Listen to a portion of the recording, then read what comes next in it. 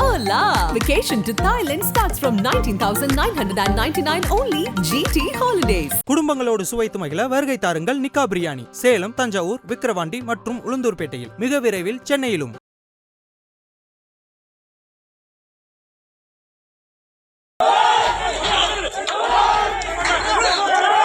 Man power loss ஒரு 200 கிட்ட, ஆனால் எனக்கு தெரிஞ்சு இது 500க்கு மேலே தாண்டும். வயநாடோட ஓட்டர் லிஸ்ட் வச்சு தான் பார்க்கணும். அந்த மாதிரி நிலைமை தான் இருக்குது. 2 வாரமாக தொடர்ச்சியாக மழை பெய்யுது. வயநாடை சுற்றி ஒரு 50,000 பேர் இருக்காங்கன்னா 50,000 பேரை ஒரு சேஃபர் ஷெல்டர் ஜோனில் மைக்ரேட் பண்ணுறதுக்கோ எவாக்கேட் பண்ணுறதுக்கோ ஏன் யாருக்குமே தோணலை? இயற்கை வயநாடை சர்ஜிக்கல் ஸ்ட்ரைக் பண்ணிச்சு அப்படி தான் சொல்லணும்.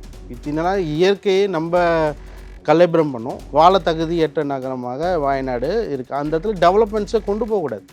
திருப்பி அது ஒரு டூரிசம் ஸ்பாட்டாக காட்டி அது அங்கே ஒரு ரிசார்ட்டை கொண்டு வந்து அங்கே குவாரிஸ்லாம் நிறைய இருக்குன்ற மாதிரிலாம் கேள்விப்படுறேன். இதில் இன்னொரு பாயிண்ட் என்னென்னா, பீப்புள் வந்து சேஃப் ஜோனுன்னு சொல்லி ஒரு இடத்துல போய் டென்ட்டு போட்டு உட்கார வச்சாங்களே, அதுவும் சேர்ந்து அடிச்சுட்டு போயிட்டு. ஆனால் உயிரிழப்பை தவிர்க்கலாமா அப்படின்னு கேட்டால் 100% தவிர்க்கலான்றேன். 200 பேர் உயிரிழப்பு எங்கே, 2 பேர் உயிரிழப்பு எங்கே? கொஞ்சம் யோசிச்சுப்பாங்க. அந்த ஃபேமிலி நீங்கள் இறந்துருப்பாங்க. எனக்கு தெரிஞ்சு 4-5 ஜென்ரேஷனே போயிடுச்சு. எல்லாமே கற்பாறைகள் உருண்டு ஓடி வருது. பெரிய மலை, அந்த மலையோட பிஹேவியரே மாறிடுச்சுன்றாங்க. மலை வந்து ஒரு கிராமமே இல்லை அப்படின்லாம் கூட நம்ம பொதிஞ்சு போச்சு சார். அதான் சொல்கிறது. திருப்பி ஒரு பாயிண்ட் சொல்லணும்னா, இன்னொரு தனுஷ்கோடி ஆயிடுச்சு. நீலகிரி வால்பாறை பகுதியிலையும் இந்த மாதிரி நடந்துருமா அப்படிங்கிற ஒரு கேள்வியெல்லாம் எழுப்புறாங்க. ஏன்னா அதுவும் வந்து மலைப்பகுதியாக இருக்கிறனால நான் 100% 150% நடக்கும்ன்றேன்.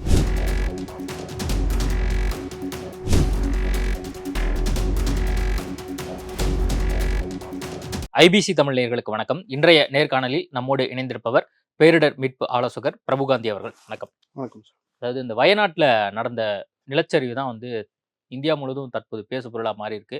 நம்ம பேசிக்கொண்டிருக்கக்கூடிய தருணம் வரைக்கும் வந்து பார்த்தீங்கன்னா 270க்கும் மேற்பட்ட நபர்கள் வந்து பலியாயிருக்காங்க, 200 பேர் வந்து காணாமல் போயிருக்காங்க அப்படிங்கிற செய்திகள் வந்துட்டு இருக்கு. இந்த வயநாட்டில் இந்த நிலச்சரிவு வருவதற்கான ஒரு முக்கிய காரணமாக என்ன சொல்லப்படுதுன்னா, அங்கே வந்து செம்மண்ணா இருக்கு, இயற்கையில வந்து அது மலைப்பகுதியாக இருக்கு அப்படிங்கிற காரணங்கள்லாம் வந்து சொல்லப்படுது. அதை நம்ம தள்ளி வச்சிருவோம். அது மட்டும்தான் காரணமா, இல்லை வேற எதுவும் காலநிலை மாற்றம், அதே மாதிரி பேரிடர் சம்பந்தமா வந்து வேற எதுவும் இன்ஸ்ட்ரக்ஷன் வந்து அங்கே கொடுக்கப்பட்டு அது கடைபிடிக்காம இருந்தனால இது நடந்திருக்கு அப்படின்னு நீங்க நினைக்கிறீங்களா? ரொம்ப டெக்னிக்கலாக கேட்டிருக்கீங்க. அதாவது இந்த டிசாஸ்டர் 2 விதமாக பிரிக்கலாம். Manmade disaster, natural disaster. இது நேச்சுரல் டிசாஸ்டர் தான் வரும். அதுமாதிரி டிசாஸ்டர் லாஸை 2 விதமாக பிரிப்பாங்க. Human loss and material loss, physical loss. இப்போ இந்தியாவை பேச பொருள் ஃபிசிக்கல் லாஸ் எவ்வளோ இருந்தாலும் கவர்மெண்ட்டாலேயோ இல்லாட்டி அங்கே இருக்கிறவங்க ரீஹாபிலிட்டேஷன் பண்ண. இப்போ மேன் பவர் லாஸ் ஒரு 200 கிட்ட, ஆனால் எனக்கு தெரிஞ்சு இது 500க்கு மேலே தாண்டும். வயநாடோட ஓட்டர் லிஸ்ட் வச்சு தான் பார்க்கணும். அந்த மாதிரி நிலைமை தான் இருக்குது. ஸோ இந்த இவ்வளோ பெரிய உயிரிழப்பை ஒரு 4-5 உயிரிழப்பாக தவிர்த்திருக்க முடியும். கண்டிப்பாக அரசாங்கங்கள் நடித்தால், மத்திய அரசோ மாநில அரசுங்களோ கரெக்டான முன்னேற்பாடுகள். ஏன்னா government suppose proactive. So state கவர்மெண்ட்டாக இருக்கட்டும், சென்ட்ரல் கவர்மெண்ட்டாக இருக்கட்டும், மக்களை காப்பாற்ற வேண்டிய முதலாளிய கடமை அவங்களுக்கு தான். மக்களை அரசாங்கத்தை நம்பி தான் என்னை காப்பாற்றுவாங்கன்னு நம்பி இருக்காங்க. பட் இங்கே இதில் வந்து ஒரு தவறுதலான கையாளுதல் வந்து நடந்திருக்கு. இன்னொரு பாயிண்ட்டு எனக்கு ஆச்சரியமாக இருக்கிற விஷயம், as an expert point of வியூவில் சொல்கிறேன். 2 வாரமாக தொடர்ச்சியாக மழை பெய்யுது. வயநாடை சுற்றி ஒரு 50,000 பேர் இருக்காங்கன்னா 50,000 பேரை ஒரு சேஃபர் ஷெல்டர் ஜோனில் மைக்ரேட் பண்ணுறதுக்கோ எவாக்கேட் பண்ணுறதுக்கோ ஏன் யாருக்குமே தோணலை? என் பாயிண்ட் என்னன்னா, அந்த செகண்ட் வரைக்கும், லேண்ட்ஸ்லைட் ஆகிற செகண்ட் வரைக்கும் நிறைய பீப்புள் அங்கே தான் இருந்திருக்காங்க.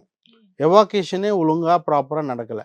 ஸோ இந்த message passing between the central to state, state to taluk, taluk to வட்டம், கிராஸ் ரூட் லெவலில் போய் ரீச் ஆகலை அப்படின்றது தான் இந்த விஷயத்தை காட்டுது.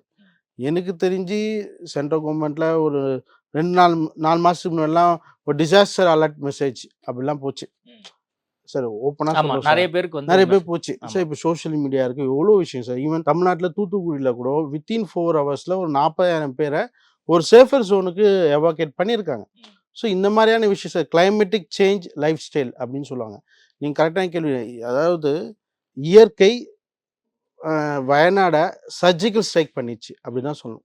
இதனால இயற்கையை நம்ம கலெபரம் பண்ணோம். இப்போ இயற்கை ஏன்னா பஞ்சபூதங்களில் வான்வெளியிலும் போய் காப்பாற்ற முடியாது, தரவழியிலும் போய் காப்பாற்ற முடியாது, நீரும் அழிச்சிச்சு. நெருப்பு ஒன்று தான் இப்போ டச் பண்ணலை, மற்றபடி எல்லாமே அடிச்சிருக்கு. இதுதான் வந்து மேஜர் ரூட் காஸாக அனலிசிஸ் பண்ணுறோம். இன்னொரு பாயிண்ட் என்னென்னா, டிடிசிபி சொல்லுவாங்களே, பஞ்சாயத்து டவுன் டெவலப்மெண்ட், அவங்க வந்து நிறைய விஷயங்களில் கோட்டை விட்டுருக்காங்க. ஏன்னா இது வந்து இக்காலஜிக்கலி ப்ரோன் ஜோன், ப்ளஸ் இது வந்து சீல் வைக்க வேண்டிய இடம் அப்படின்னு சொல்லிக்கலாம். டெக்னிக்கலாக சொல்லணும்னா வாழ தகுதி ஏற்ற நகரமாக வயநாடு இருக்குது. அந்த இடத்துல டெவலப்மெண்ட்ஸை கொண்டு போகக்கூடாது. திருப்பி அது ஒரு டூரிசம் ஸ்பாட்டாக காட்டி அது ஒரு அங்கே ஒரு ரிசார்ட்டை கொண்டு வந்து அங்கே குவாரிஸ்லாம் நிறைய இருக்குன்ற மாதிரிலாம் கேள்விப்படுறேன். ஸோ ஓகே, அதான் நீங்க இப்ப சொல்றீங்க இல்லையா, வயநாடு வந்து வாழ தகுதியற்ற ஒரு இடமாக மாறிடுச்சு, இப்போ மாறிடுச்சு அப்படின்னு நீங்க சொல்றீங்கல்ல. இதுக்கு முன்னாடி நீங்க பேசும்போது சொல்லும்போது அந்த இயற்கை பேரிடரை வந்து கையாளுவதுல இருக்கக்கூடிய அந்த சிக்கல், அதாவது அந்த central to state, state to அந்த வட்டம், இப்ப இருக்கக்கூடிய கால சூழல்ல அந்த மெசேஜ் வந்து பாஸ் பண்ணாம இருந்தனால இந்த ஒரு சூழல் நீங்க சொல்றீங்க. ஆனா மத்திய அரசாங்கம் சார்பா என்ன தகவல் கொடுக்குறாங்கன்னா, ஒரு வாரத்துக்கு முன்னாடியே அலாட் பண்ணப்பட்டிருக்கு அப்படின்னு வந்து சொல்றாங்க. அப்போ இந்த இடத்துல ஸ்டேட் கவர்மெண்ட்டோடைய ஃபெயிலியரும் இருக்கு. அவங்க ஒருவேளை ஃபெயிலியர் ஆனா கூட மத்திய அரசாங்கத்தினுடைய ஒரு ஃபெயிலியராகவும் இந்த இடத்துல பார்க்க வேண்டியது இருக்கு இல்லையா? நம்ம அந்த அரசியல் ரீதியான விஷயங்களும் இப்போ பேசப்படுறதுனால நான் என்ன கேட்குறேன்னா, இப்போ பாதிக்கப்பட்டிருக்கக்கூடிய மக்கள் வந்து நம்ம வந்து அதுக்கு நம்ம என்ன வார்த்தையில் அதை சரி செய்யறதுன்னு தெரியல. ஒரே ஒரு வேர்டு சொல்கிறேன், எல்லாருமே இந்தியன் தான், எல்லாருமே மனித ஹியூமனிட்டி ஃபஸ்ட்டு, மனிதன உயிர் காப்பாற்ற வேண்டியது தலையாய கடமை, மத்திய அரசாங்கமாக இருந்தாலும் சென்ட்ரல் அரசாங்கமாக இருந்தாலும். நான் ஒரு பாயிண்ட் எப்படி சொல்லணும்னா, ஆப்ரேஷன் சக்ஸஸ்ஸு பேஷண்ட் ஃபெயில் மாதிரி இருக்குது. என் பையனை நான் மெசேஜ் கன்வெர்ட் பண்ணிட்டேன், நீங்கள் ஏன் கிராஸ் வெரிஃபை பண்ணல, எவாக்குவேஷன் பண்ணிங்களா பண்ணலையா, ஏன் கேட்கல, அது அவங்களோட பொறுப்பும் இருக்குல்ல, ரெஸ்பான்சிபிலிட்டி இல்லை. நான் மெசேஜ் பாஸ் பண்ணோட பர்பஸ் இஸ் நாட் சால்வ்டு. அப்போ நீங்கள் அதை பார்த்துருக்கணும். நான் திருப்பி கேட்குறது என்னன்னா, ஐஏஎஸ் ஐபிஎஸ் ஆஃபீஸர்ஸ் தான் வந்து பியூரோக்ராட்ஸு, அரசு இயந்திரங்களை ஆக்குறவங்க. நான் ஓப்பனாக சொல்ல, தமிழ்நாட்டில் Radhakrishnan IAS officer, Amudha IAS ஆஃபீஸர்லாம் சுனாமினா என்னன்னே தெரியாது, சுனாமிக்கு மீனிங்கே தெரியாது 2004. அப்போல்லாம் நல்லா கையாண்டாங்க. அமுதா மேடம்லாம் தாம்பரத்தில் எனக்கு 4-5 பெரிய பில்டிங்கை, பெரிய அரசியல் செல்வாக்கு உள்ள ஆளுங்க பில்டிங் இடிச்சு தள்ளிட்டாங்க, அப்புறமா தான் எல்லாருமே உள்ளே வராங்க. ஸோ அந்த மாதிரியான ஆளுமைகள் இருக்கணும். ப்ளஸ் எனக்கு தெரிஞ்சு மோடிஜி வந்து இம்மிடியேட்டாக எல்லா ஐஏஎஸ் ஐபிஎஸ் ஆஃபீஸருக்கும் டிசாஸ்டர் மேனேஜ்மெண்ட்டை எப்படி ஹேண்டில் பண்ணணும், எப்படி கையாளணும், what is SOP, standard operating procedure, இது ஒரு வல்னரபிலிட்டி இல்லை எப்படி. ஸோ ஒன்றுன்னு சொல்ல சார், நம்ம ரோட்டில் போயிட்டே இருக்கும் சார், ஒரு ஆக்சிடென்ட் பார்க்குறோம், நான் வந்து என் பாஸுக்கோ எங்கள் அப்பாக்கிட்டையும் பர்மிஷன் கேட்டால் அவங்கள ஹாஸ்பிட்டல் அனுப்புவோம். உடனே பார்த்துட்டு எல்லாம் ஸ்டேபிள், இல்லாட்டி ஆம்புலன்ஸில் அமுச்சு விட்டா நம்ம மனநிலையே போகும். அப்போது இவ்வளோ பெரிய ப்ராப்ளம் இருக்குது, இவ்வளோ பெரிய டிசாஸ்டர் நடக்கும்போது பர்மிஷன் கேட்கணுன்னு அவசியமே இல்லை. Collector have all kind of authority. இதில் இன்னொரு பாயிண்ட் என்னென்னா, பீப்புள் வந்து சேஃப் ஜோனுன்னு சொல்லி ஒரு இடத்துல போய் டென்ட்டு போட்டு உட்கார வச்சாங்களே, அதுவும் சேர்ந்து அடிச்சுட்டு போய், அதுதான் சார் அந்த ஏரியா அந்த மாதிரி ஐடென்டிஃபிகேஷன் ஜோன். சார் ஒன்று சொல்கிறோம் சார், டிசாஸ்டர் வந்து இனிமேல் கிளைமேட்டிக் சேஞ்சை நீங்கள் ஃபேஸ் பண்ண ரெடியாக இருக்கணும். இதான் யுஎன்எஸ்சிஜி கோல் சொல்லுது. கொரோனாவோட வாழ கற்றுக்குங்க அப்படின்னு சொன்னாங்களே, அதுமாதிரி கிளைமேட்டிக் சேஞ்ச் லைஃப் ஸ்டைல். இனிமேல் நீங்கள் எக்ஸ்ட்ரா கரிக்குலர் ஆக்டிவிட்டியில் ஸ்விம்மிங் பூல் தெரிஞ்சு வச்சுக்கணும், ஃபர்ஸ்ட் எய்ட் தெரிஞ்சு வச்சுக்கணும், ஃபயர் எக்ஸ்டிங்யூஷர் எப்படி ஆட் பண்ண தெரிஞ்சிடணும், இதெல்லாமே தெரிஞ்சிருந்தா தான் இனிமேல் நீங்கள் வாழ முடியும். அதான் 2 அறிக்கையை குறிப்பிட்டு சொல்கிறாங்க. ஒன்று வந்து அந்த காட்கில் அறிக்கை அப்படின்னு சொல்கிறாங்க. அதில் வந்து என்ன சொல்லப்பட்டிருக்குன்னா, மேற்கு தொடர்ச்சி மலைப்பகுதியில் 75 சூழியல் பாதிப்புகள் ஏற்படக்கூடிய பகுதிகளாக கண்டறிக்கப்பட்டிருக்கு அப்படின்னு சொல்கிறாங்க. எக்கோ சென்சிட்டிவ் ஏரியா அப்படின்னு ஒன்று சொல்கிறாங்க. அதே மாதிரி இன்னொரு அறிக்கை வந்து கஸ்தூரி ரங்கன் அறிக்கையை குறிப்பிட்டு சொல்கிறாங்க. அந்த அறிக்கையிலுமே 50% வரைக்கும் வந்து அந்த சூழியல் பாதிக்கப்பட்ட ஒரு பகுதியாக வயநாடு மாறி இருக்கு, அந்த சுற்று வட்டாரம் மாறி இருக்கு அப்படிங்கிற ஒரு விஷயத்த சொல்கிறாங்க. அப்போ ஆல்ரெடி வந்து அலாட் வந்து கொடுக்கப்பட்டிருக்கு அந்த அறிக்கையினால 2009 சொல்றாங்க. அப்போ இந்த அறிக்கையை வந்து ஒருவேளை முன்கூட்டியே வந்து கணிச்சு இதை வந்து இம்ப்ளிமெண்ட் பண்ணியிருந்தா, நீங்க சொல்ற மாதிரி ஆரம்பத்தில் சொன்ன மாதிரி இந்த நிலச்சரிவுனால எந்த ஒரு உயிர் பாதிப்போ அல்லது பெரிய பாதிப்போ வந்திருக்காது. அப்படியா சார்? 2 விதமா பிரியும் சார். நிலச்சரிவு ஆகிறத தடுக்க முடியுமா கேட்டா அதுவும் தடுக்க முடியும், ஃபர்ஸ்ட் பாயிண்ட். ஆனா உயிரிழப்பை தவிர்க்கலாமா அப்படின்னு கேட்டா 100% தவிர்க்கலான்ற. 200 பேர் உயிரிழப்பு எங்க, 2 பேர் உயிரிழப்பு எங்க, கொஞ்சம் யோசிச்சுப்பாங்க. அந்த ஃபேமிலி நீங்கள் இறந்துருப்பாங்க, எனக்கு தெரிஞ்சு 4-5 ஜென்ரேஷனே போயிடுச்சு, ஒரு வம்சமே இல்லை அப்படின்ற மாதிரிலாம் இருக்கு. அவங்களோட வாழ்வாதாரம் 10-15 வருஷமாக சேர்த்து வச்சு சொத்து எல்லாமே நடுத்தரில் நிற்கிறாங்க இப்போ. அப்போது இந்த மாதிரியான விஷயங்கள், அதாவது லைஃப், நான் சொன்ன ப்ராப்பர்ட்டி விட்டுருங்க, லைஃப் சேவிங் நிறைய பண்ணியிருக்கலாம். அதுதான் செய்ய தவறியது தான். பர்டிகுலர் நான் சொன்ன வயநாடோட டிஸ்ட்ரிக்ட் பியூரோக்ராட்ஸ் கரெக்டாக ஒர்க் பண்ணலன்ற. மலைப்பகுதிங்கிறது நம்ம எல்லாருக்குமே தெரியும், வயநாடு பகுதி அப்படிங்கிறது. இப்போ அந்த நிலச்சரிவு ஏற்படுறதுக்கு முக்கிய காரணமா வந்து டெக்னிக்கலாவே நீங்க சொல்லுங்க, வேற என்ன காரணங்கள் அங்க இருந்திருக்குது? ஸோ வயநாடு அந்த தொடர்ச்சியாக பெய்ந்த இந்த 2 வாரம் மழை தான். இன்னொரு பாயிண்ட் குவாரி அந்த இடத்துல வந்து டெவலப்மெண்ட் சொல்லிட்டு மலையை ஒட்டி ரெசார்ட் அலோவ் பண்ணுறது. சார் இயற்கையை வாழ விடணும் சார்.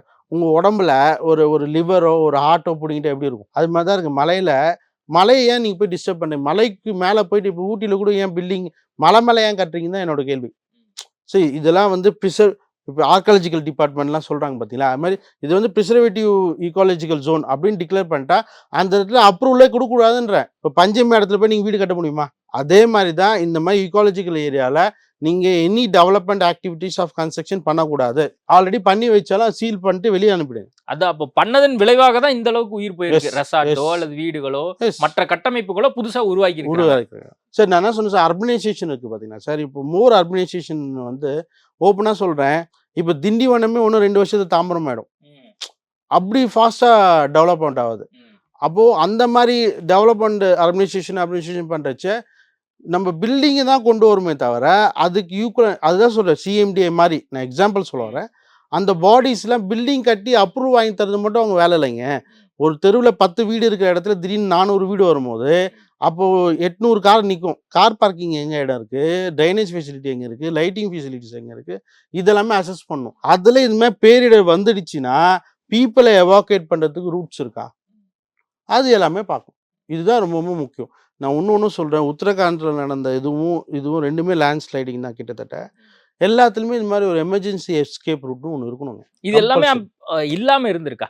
இல்லை, அதான் டிசாஸ்டர் டேக்லிங் இன்ஃப்ராஸ்ட்ரக்சர் இல்லைன்னு சொல்ல வரேன். ஸோ இருந்து உபயோகப்படுத்துறது வேற சார். இல்லவே இல்லைன்ற. இல்லை, இப்போ மழை மாதிரியான பெரிய மழை பெய்யுது, இப்போ தூத்துக்குடியிலையோ சென்னையிலையோ மழை வந்துச்சு, புயல் வந்துச்சு, அப்போ அந்த இடத்துல வந்து அந்த டிசாஸ்டர் மேனேஜ்மெண்ட் எப்படி இயங்குது அப்படிங்கிறது நம்ம ஆல்ரெடி வந்து நிறைய பேசியிருக்கோம். ஆனா இப்போ மழை மாதிரியான இடங்கள்ல இந்த டிசாஸ்டர் மேனேஜ்மெண்ட்டை எப்படி கையாளுறது அப்படிங்கிற ஒரு புரிதலே வந்து யாருக்குமே இல்லாம இருக்கா? ஸோ அதான் திருப்பி ஒரு பாயிண்ட்டுக்கு வரேன். ஐஏஎஸ் ஐபிஎஸ் ஆஃபீஸர் மொத்தத்தில் இதுக்கு உண்டான புரிதல் இருக்கணும். இன்னொரு பாயிண்ட்டு, டிசாஸ்டர் நிறைய டைப்ஸ் இருக்குது. அதில் பர்டிகுலர் இந்த லேண்ட் ஸ்லைடுக்கு வரேன். நீங்கள் ஹெவி ரெயின்ஃபால் ஹேண்டில் பண்ணுறதுக்கும் லேண்ட் ஸ்லைடிங் ஹேண்டில் பண்ணுறதுக்கும் உங்களுக்கு எக்ஸ்பர்டைஸ் இருந்தால் தான் பண்ண முடியும். ஏன்னா எல்லாமே கற்பாறைகள் உருண்டு ஓடி வருது, பெரிய மலை, அந்த மலையோட பிஹேவியரே மாறிச்சுன்றாங்க. மழை வந்து ஒரு கிராமமே இல்லை அப்படின்லாம் கூட நம்ம பொதிஞ்சு போச்சு சார். அதான் சொல்றது, திருப்பி ஒரு பாயிண்ட் சொல்லணும்னா இன்னொரு தனுஷ்கோடி ஆயிடுச்சு. எனக்கு தனுஷ்கோடி நான் பார்க்கல, இது தனுஷ்கோடி ஆயிடுச்சு. சிட்டிசன் படத்தில் எப்படி ஆண்டிப்பட்டின்னு ஒரு ஊர் வந்து காணாம போச்சுன்னு சொல்கிறாங்களோ, அது மாதிரி நிறைய வயநாட்டில் நிறைய வில்லேஜஸ் இது டெத் டோல் மே கிராஸ் 1000 மினிமம். ஏன்னா இது வரைக்கும் எங்கெல்லாம் ஆக்சசிபிலிட்டி இருக்கோ அதை மட்டும்தான் பேசிகிட்டு இருக்கோம். நம்ம இங்கேயே பார்த்துருப்போம், டிசாஸ்டர் டைம்லேயே ஒரு மேஜர் ஜோனுக்கு எல்லா வெல்ஃபேர் மெஷர்ஸும் வரும், கடமட்டத்துக்கு போய் சேராது. உங்களுக்கு தெரியும், நம்ம பார்த்துருப்போம், நிவாரண ஃபுட்ஸோ ஏதோ ஒன்று கொடுக்குறச்ச எல்லாமே முதல்ல இருக்கணும் பிடிங்கிருப்பான், கடைசியில் இருக்கணும் எதுவுமே போய் சேராது. இன்னும் அந்த மாதிரி வில்லேஜஸ்லாம் நிறைய இருக்குது. ஒரு வில்லேஜ்னு எடுத்தால் குறைஞ்சி 40-50 பேர் இருப்பாங்க. நீங்கள் வயநாடோடைய ஓட்டர் லிஸ்ட் எடுத்து பாருங்கள்.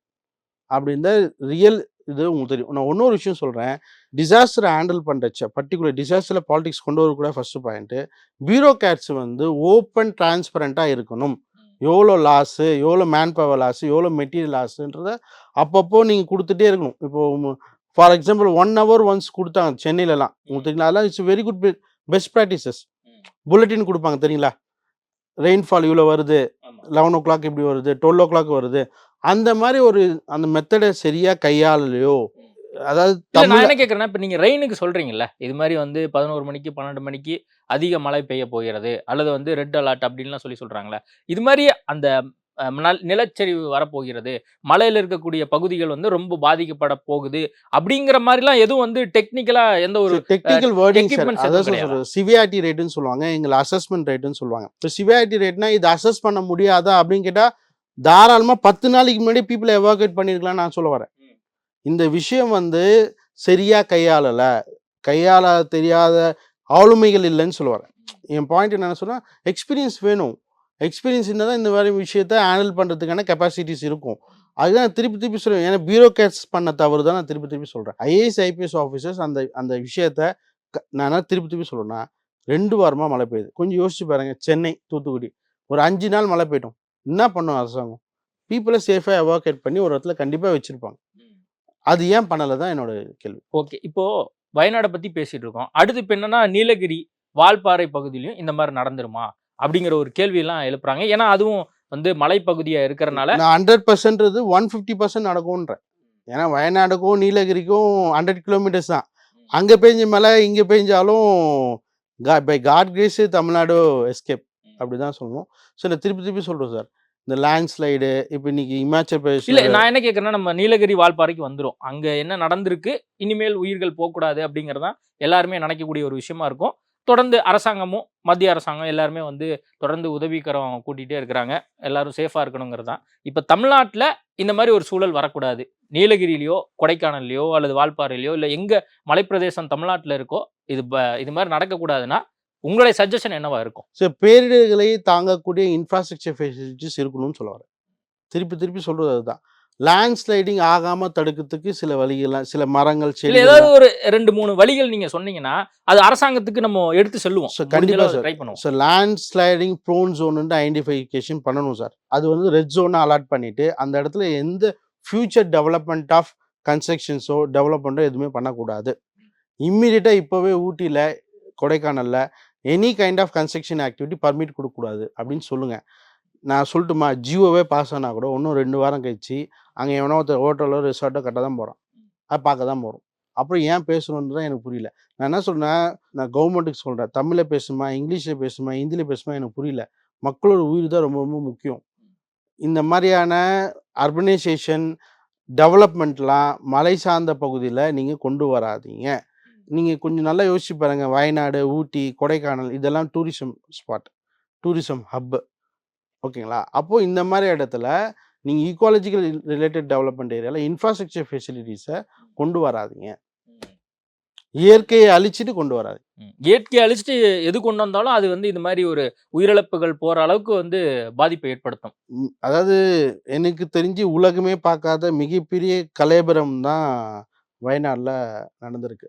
ஏன்னா இதோட இம்பேக்ட்லாம் முன்னாயத்து பார்த்த சிவிஐடி ரேட்டும் இப்போ பார்க்குற சிவிஐடி ரேட்டும் அதாவது கற்பனை பண்ண முடியாத அளவுக்கு மிகப்பெரிய பிணக்குவியல் ஒன்றும் கிடைக்காம இருக்கு. இந்த டெட் டோல் மே காஸ்ட் ஈஸிலி 1000. மக்கள்லாம் வந்து கடுமையாக பாதிக்கப்பட்டிருக்காங்க. ஒரு புறம் வந்து அரசாங்கங்கள் வந்து நிதி கொடுக்குறாங்க, மாநில அரசாங்கத்துக்கு நிதி கொடுக்குறாங்க, வேற யாரும் உதவி பண்ணணும்னு நினைச்சா வந்து நிதி கொடுக்குறாங்க. இந்த பேரிடர் நிதியை வந்து கையாள்வதில் வந்து எதுவும் சிக்கல் எதுவும் ஏற்படுதா? அந்த சிக்கல்னால தான் வந்து இந்த மாதிரி பேரிடர் தருணத்தில் வந்து அது சரிவர இம்ப்ளிமெண்டேஷன்லையோ அல்லது ஃபியூச்சரில் நடக்கக்கூடிய அந்த மாதிரி பேரிடரை வந்து நம்ம கையாள முடியாத ஒரு சூழலுக்கு தள்ளப்பட்டிருக்கோம். சரி, எனக்கு தெரிஞ்சு மத்திய அரசும் மாநில அரசும் மக்களை காக்கணும் செய்யணும் தான் முன்னேற்பாடுகள்லாம் நிறைய பண்ணுறாங்க. திருப்பி நான் என்ன லைனில் வரேன்னா, அந்த ஐஏஎஸ் ஐபிஎஸ் ஆஃபீஸர்கிட்ட தான் அந்த ரோல் இருக்குது. அப்ளை பண்ணி வாங்கிட்டு எடுத்துகிட்டு வரேன். அந்த அப்ளை பண்ணி வாங்கிட்டு வர ப்ராசஸில் அந்த ஐஏஎஸ் ஐபிஎஸ் ஆஃபீஸருக்கு உண்டான டிசாஸ்டரை எப்படி வாங்கணுன்றது புரியலன்னு தான் நான் சொல்கிறேன். பேரிடர் வந்து இப்போ தூத்துக்குடி சுற்றி திருநெல்வேலி 4 டிஸ்ட்ரிக்ட்டும் சென்னையும் பேரிடரில் அஃபெக்ட் ஆயிடுச்சு. கிட்டத்தட்ட 20,000 கோடி கிட்டே கேட்டாங்க. இது வரைக்கும் 5 நிமிஷம் வரல. அப்போ கேட்குது டிசாஸ்டர் மேனேஜ்மெண்ட் ஃபண்டில் நிறைய ஸ்லாட் இருக்குதுங்க. நேஷ்னல் எமர்ஜென்சி மிட்டிகேஷன் ஃபண்ட் அப்படின்னு ஒன்று கேட்டால் அவங்க அப்ளை பண்ணி எனக்கு தெரிஞ்சு 40 நாளில் கிட்டத்தட்ட 2,000 கோடி ரிலீஸ் பண்ணணும்னு ஒன்று இருக்குது. பட் அந்த சோர்ஸில் போய் அப்ளை பண்ணலன்னு நான் சொல்லுவேன். யார் பண்ணலன்னு ஸ்டேட் கவர்மெண்ட் அப்ளை பண்ணணும். கேட்கணும், கேட்டால் தானே கொடுக்க முடியும் சார். எக்ஸாம் எழுதுனா தான் ரிசல்ட் பாஸ் ஆஃப் ஃபெயிலாக தெரியும். ஓகேங்களா? நான் ஒன்றும் சொல்ல வரேன். பேரிடர்களில் பர்மிஷன் கொடுக்கணும்லாம் இருக்கக்கூடாது சார். ஃபண்டு வந்து சென்ட்ரல் கவர்மெண்ட் வந்து ஒரு பேரண்டல் டச்சோட தான் ஹெல்ப் பண்ணணும். நீ இது ப்ரொசீஜரே நீ எனக்கு ஹெல்ப் பண்ணல. ஏன்னா ஹியூமனிட்டி வரும்போது ஒரு இடத்துல போய் காப்பாற்றணும்னா prime minister of India is Modi for all. Tamil Nadu, Karnataka, Kerala எல்லாத்துக்குமே, ஓகேங்களா? ஸ்டாலின் சார் எல்லாருக்குமே, டிஎம்கே கட்சிக்காரனாக இருந்தாலும் விசிகா கட்சிக்காரனாலும் ஏடிஎம் பாஜக இருந்தாலும் அவர் தான் சிஎம். இப்போ 400 பேர் காப்பாற்றப்பட்டோன்னு பார்க்குறச்ச எத்தனை பேர் எந்த பார்ட்டின்னு நம்ம பார்க்க போகிறதில்ல. மக்கள், மனித நேயம் இதை தான் காப்பாற்றணும் அப்படின்னு ஒரு முன்னிலை வரச்ச சென்ட்ரல் கவர்மெண்ட்டும் சில ரிலாக்ஸேஷன் கொடுத்து இந்த ஃபண்டிங் ட்ரென்ச்சு தராங்க பார்த்தீங்களா, அதை கொஞ்சம் ஃபாஸ்டராக பண்ணணுன்றது. அப்போ ஈஸியான வழிமுறை வந்து பின்பற்றப்படுறதில்ல அந்த ஃபண்டு வாங்குறதுல. கரெக்ட். ரொம்ப ஸ்ட்ரிக்ட்டா இருக்கு. சரி, தமிழ்நாடுக்கே தெரியுது இல்லைங்க சார். இப்போ கிட்டத்தட்ட அடுத்த பேரிட இன்னும் 2 மாசத்துல தமிழ்நாடு வரப்போகுது. போன இதுவே ஒன்றும் வரல. ஓகே. இதெல்லாம் சரி செய்யணும் அப்படின்னு நீங்க சொல்றீங்க. பார்க்கலாம். இத பத்தி நம்ம நெறைய இன்னொரு நேர்காணல்ல கூட பேசுவோம். நேர்காணல் கொடுத்ததுக்கு மிக்க நன்றி. நன்றி. Hola! Vacation to Thailand starts from 19,999 only. GT Holidays. குடும்பங்களோடு சுவைத்து மகிழ வருகை தாருங்கள் நிக்கா பிரியாணி. சேலம், தஞ்சாவூர், விக்கிரவாண்டி மற்றும் உளுந்தூர்பேட்டையில். மிக விரைவில் சென்னையிலும்.